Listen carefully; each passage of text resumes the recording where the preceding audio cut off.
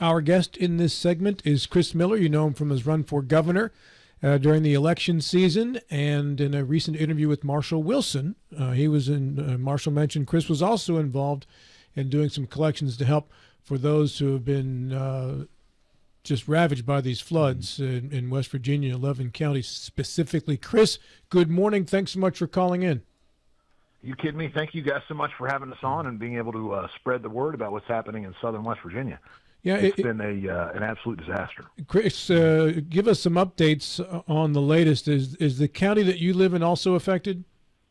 No, I live in Cabell County, which is right on the border of Ohio, Kentucky, and West Virginia, right there in that tri-state area.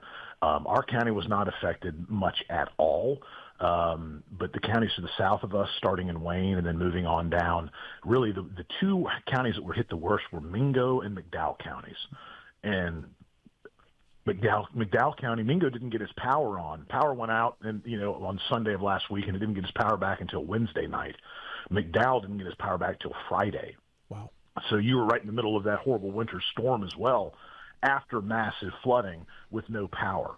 So we just did what we do, which is, West Virginians take care of each other, and linked up with a supply chain to deliver propane tanks, generators, food, water, clothing. And you think about, bare essentials as well. There are people who lost their houses. I mean, there were houses that were swept away. People who had no homes. They were housing people in the the Welch, West Virginia Armory, which is in McDowell County, and then also in the Williamson Field House, which is in Mingo County. And there were people there that had nothing, didn't even get to grab their cell phones. So socks, shoes, clothing, underwear, simple basic things like that, along with, there are people in need to be able to start their entire lives over. So the impact, while it is not as bad as what's happened in Kentucky and several counties, the impact in certain places in West Virginia was an absolute devastation. And, it's been a privilege to be able to help as much as we possibly can. Chris, Bill Stubblefield, thanks for what you're doing, first and foremost. We in the Eastern Panhandle are only aware of it via the news media. So you folks on the front line, we really appreciate what you're doing. But you raised a question or raised a point that I had not really thought about.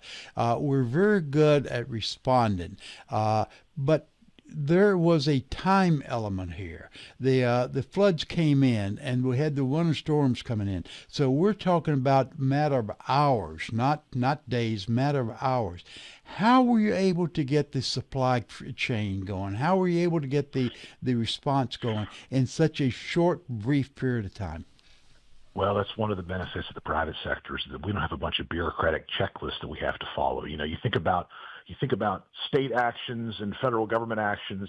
You got to declare a state of preparedness, or then, if that's not correct, a state of emergency, and then you've got to mobilize the National Guard, and you've got to set orders up and down the chain of command, and then everybody's got to check all their boxes. And I get the benefit of just seeing and doing. So the first thing that I saw was because of all the flooding, there was no entranceway into these southern counties. And so I, called people I knew that lived there, and I said, how big of a truck do you have to get past it? And they said, you got to have a clearance of about 18 inches. So I thought, National Guard trucks, or lifted pickup trucks, or semi-trucks. So got a hold of the Facing Hunger Food Bank in Huntington, and they serve all over West Virginia and in surrounding states, too. Very big organization. And just so happened that we donated a tractor trailer to them that has been used to deliver food all around the southern part of West Virginia. There's a funny picture of it you can find on social media that actually has my face on it. But I talked them into loading that thing up with food, and we found there's an area in 119 where you could get a semi-truck through. And so that's the first thing that we did when it came to delivering supplies, was food and water, because we're talking about shut off completely. You could not get into these counties unless you were creative like that. So got that in there. That's the route that we used to get further supplies in there. I called friends that were in distribution that had access to lots of different supply channels for things like propane tanks and for things like generators. And we found the most effective ones for what was needed and just kept acting. Bought them, delivered them. The same thing with the propane tanks. You know, you got to buy the propane tanks, then you got to fill the propane tanks, and you got to load up a vehicle that meets all the different regs to then be able to then, you know, drive it in the open air, because you can't put propane tanks inside of a tractor trailer, for example. So we found open bed pickup trucks with cages around the back of them, and also pickup trucks that we loaded these propane tanks up in. And these pickup trucks had lift kits on them and just took them down there. We just did. I mean, sometimes you just got to do. Yeah. What time frame we're talking about, Chris? We were up and working on planning through this on Sunday. And so the Sunday floods, I spent a lot of time planning it, and we acted Monday, and there was stuff being delivered by midday Monday into the southern part of the state, to an area that was totally shut off, by the way. Yeah. That's an incredible bit of work.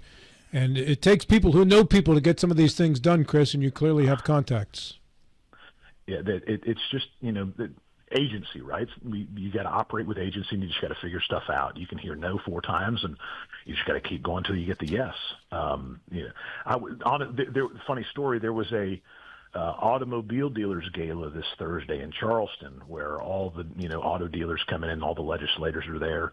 Well, I wasn't at the gala in a tuxedo. I was buying supplies. I was at Kenny Queen Hardware loading up trucks to take down to Kermit, West Virginia, and you know, all kinds of different supplies and stuff like that, because they were in need. And it's funny because you get the really bad areas that you get stuff to immediately, but then you've got all these subsets that people think are okay, but you got a bunch of people that have been affected, and you need to help them as well. So, you know, Welch was awfully hit. Williamson, awfully hit. You know, that's McDowell, Mingo County, but then surrounding areas inside of like Wayne County, for example, Logan County, Boone County. There were all kinds of little towns through there that you know, got hit, and not to the same extent, because hell, Williamson was the city had areas of flooding like inside of the city. So there's still work that needs to be done. Mullins, West Virginia, for example, we were getting supplies to them yesterday. Are you still collecting, Chris? Anything and everything that we can. All of our dealerships are drop-off points for supplies. Anybody that wants to provide anything at all would be great. It will all go to good use. Were dealerships, like businesses of sort, were they affected as well? I mean, did you have any dealerships where cars were washed away or anything like that? No, sir. No, sir. That was fortunate. So I've got dealerships in Cabell, Kanawha, and Jackson counties in West Virginia. And none of them really experienced any of the bad flooding and all. That was good. I know Wally Thornhill, who's a car dealer in the Logan area, did a heck of a job helping out Logan County. I mean, he really was on it. And you know, so he was active in doing everything he could to help. But there were, you know, lots of cars that got swept away. Our dealerships just so happened to not be in those areas, thank goodness. Let me ask you a question away from relief for a moment. But whenever there are floods and there are cars that are washed away, inevitably someone will salvage those cars and attempt to sell them, clean them up a little bit, and try to sell them as used cars. How can people protect themselves from those sorts of things? One thing that never goes away with a car that's been underwater is the smell. No matter, you can change out the carpets, you can change out the seats, and there's just a smell that you're going to catch that will never, ever go away. The other thing is that with stuff like Carfax and even more importantly, AutoCheck, which is another really good VIN history report, it's really, really tough to get that stuff to slide underneath the radar nowadays. Back in the 80s and 90s, it happened way more prevalently. With all of the reporting stuff out there now, it really doesn't happen that much anymore. If it does happen on mass scales, you might find one or two that slide through the cracks. And that's where you got to start paying attention to the smell. But the idea behind flooded cars is no way near what it used to be. Matt Miller. Chris, you mentioned all of the efforts to just get people the basic needs, but you also talked about some of the flooding that happened even in downtown areas. How crucial is it right now for those that have small businesses or even larger businesses to try to be able to get back on their feet and get things moving so they too can continue to help and support their community? Man, that's a great question. One of the things that we saw were these staging areas in Welch and at the Williamson Fieldhouse, the Welch Armory and the Williamson Fieldhouse. You had business owners that were there helping lead the charge. You had House of Delegates members that were there on the ground trying to help and coordinate. And these guys are small business owners as well, making sure everything gets done. Because you think about the channels of communication, it's all got to go through a 911 hub. And a lot of times when you're dealing with something on this scale, you get a 911 set of operators that's really, really good at going. There was a bar fight down at Billie Jean's bar last night. That's what they do. They are not used to handling the massive amounts of calls coming in for people reporting what is happening inside of their particular area in a county. And they're also not used in a state of emergency to be able to understand the systems and the protocols you've got to follow to disseminate the information and then distribute it up to the channels and down the channels. So a lot of these guys rolled their sleeves and got to work and did everything they could to help, including, 911 call centers and working physically inside of these staging areas for where the victims got, placed. So all of the small businesses around the area that were impacted, they've got work to do. They've got to clean up their stuff. They've got lost inventories. You've got some businesses like little insurance businesses and whatnot that they've got to get everything cleaned up and reopen again. And so the other thing, back to the supply chain and delivering needs down there, cleaning supplies, bleach, Pine Sol, things like that are in desperate need. Mops, brooms. Because we got to clean up the mess now. So, and if we're being really, really honest, a lot of this stuff boils back down to, government management in deferred maintenance. Because all around the country, not just in West Virginia, there are these dilapidated water infrastructure systems that haven't been maintained, because that's not a very sexy thing that gets people elected, is that, I spent $2 million rehabbing the underground water infrastructure of the city. That's not very exciting at all. And year after year after year, that stuff builds up.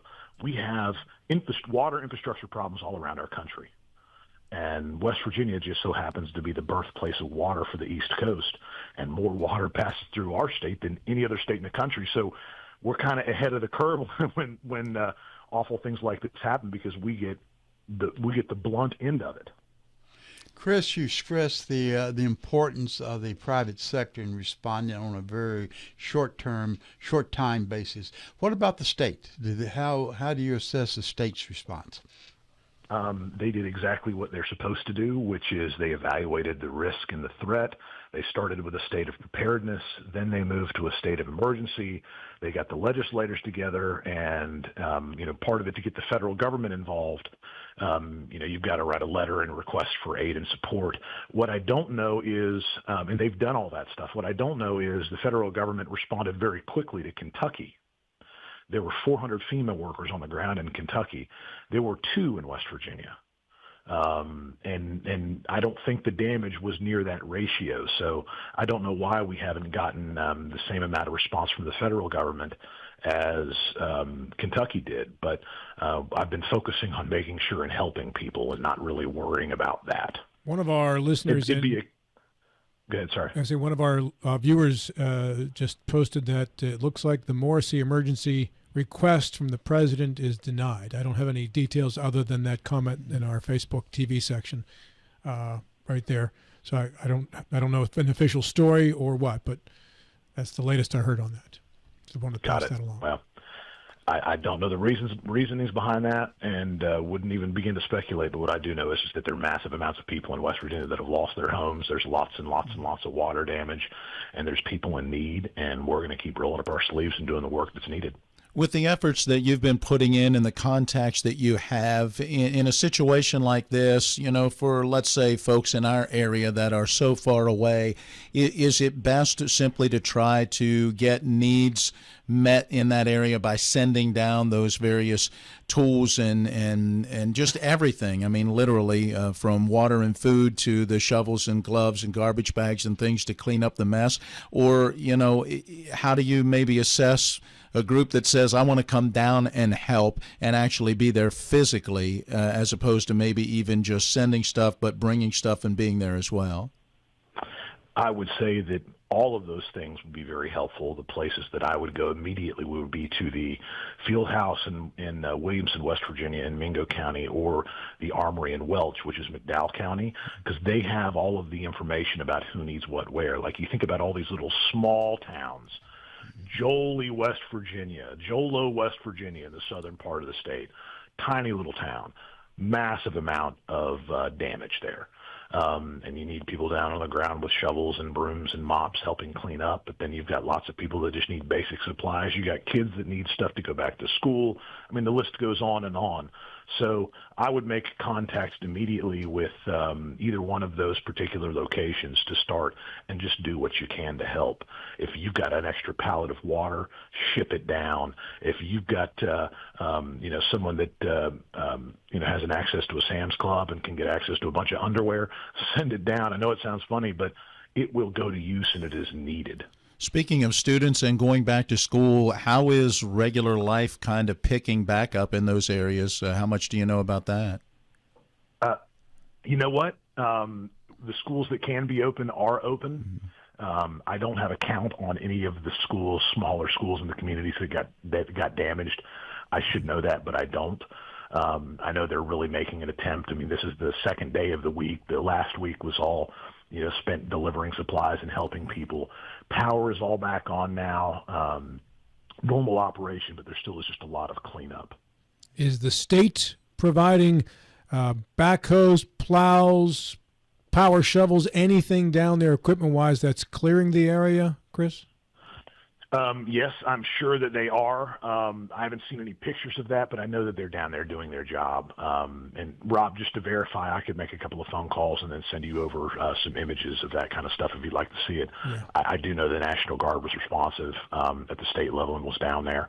They had swift boats that they are operating, helping rescue people that were trapped. People drowned, man. Water swept kids away. Water swept grandparents and kids away. That's not hyperbole. I can think off the top of my head of 3 different families, kids and parents, that were swept away in water. Chris, with the loss of infrastructure, has there been a spike of disease or medical problems? We have not seen any of that reporting-wise. I'm sure, flu upticks have happened. Anything about water in the cold and pneumonia, and pneumonia's been running rampant throughout the area anyway to begin with. So I'm sure that it's up, but I haven't asked for those particular numbers. Williamson General Hospital did a good job of keeping its doors open and helping people in and out during all of this. That is one hospital down there that I do know that was doing a heck of a job. We're talking with Chris Miller. Chris has several auto dealerships around the state of West Virginia. He was a candidate for governor. His mother, Carol, is a congresswoman from West Virginia as well, one of 2 that we have. Riley Moore, the other. And for what it's worth, Chris did not call me and say, hey, listen, I want to talk about what we're doing down here in southern West Virginia.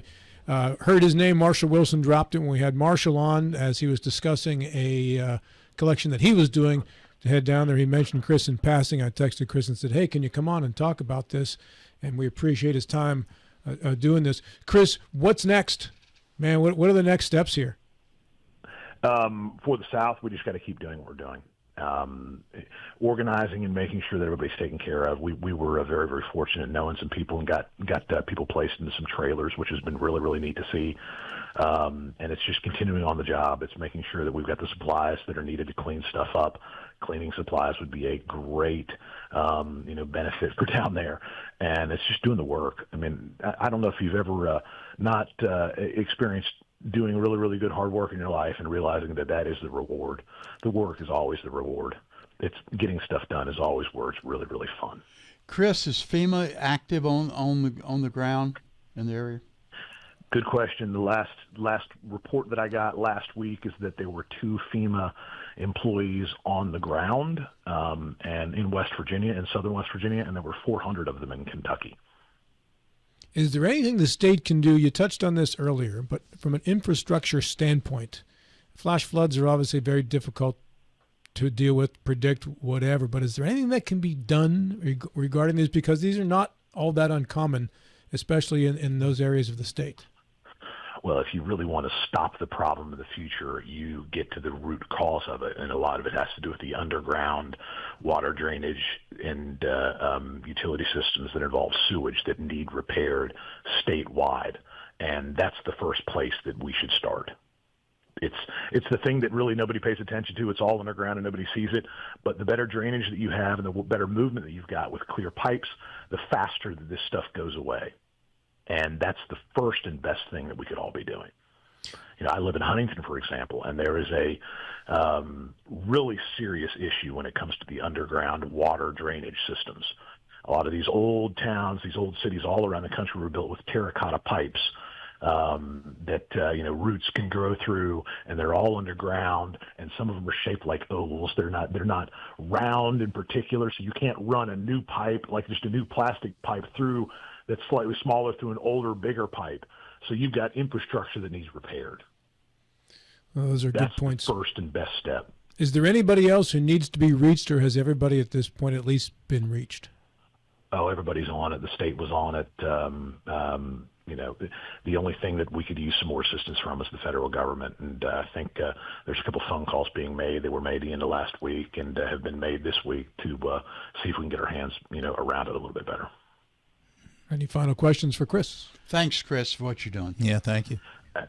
Hey, thank you guys so much for having me on, and I miss you guys, man. It's been a long time since we spoke, so it was really good to catch up. Yeah, you were a regular contributor during your campaign, obviously, but we appreciate your time here this morning. I look forward to talking with you again, Chris. Sounds great, guys. Thanks so much. Thanks, you, sir. Chris. That's All right, see you. Chris Miller. And again,